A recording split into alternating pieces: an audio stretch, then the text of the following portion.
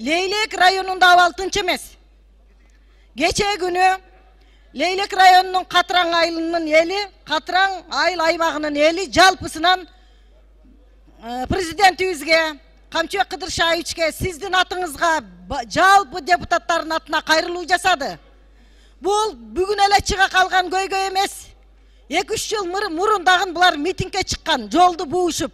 Ал жерде президенттин жакын көздөй досторунун аттарын айтып эле чыгышкан ачык эле. Бүгүнкү күнү эл акимге да ишенбей атат, губернаторго да ишенбей атат. Себеби бул апрельский деген алтын кенин казууда жергиликтүү элге барып элди коркутуулар, баягы бир каралар деген термин колдонулуп калды. Ошолорду жөнөтүп, элди бөлүп, жарып, анан кийин ал жердеги жалпы элдин таза суу, экологиялык коркунучта турган кенди казуу ишиндеги көйгөйлөр болуп атат. Оор маселе.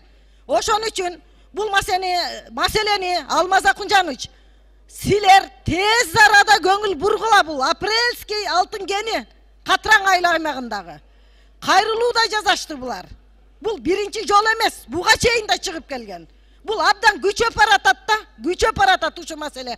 Муну коңгуроо кагып атат, алдын алып чечкиле. Иликтегиле, бул жерде аттуу, аштуу бийликтегилердин аттарын айтып атышат эл. Жалпы эл айтып атат. Ошолорду иликтегиле. Мен атын атабайын, эл өзү айтып атат. Буга көңүл бургула, ушуну айтайын дегенмин. Мына спикерибиздин атына да кайрылышты.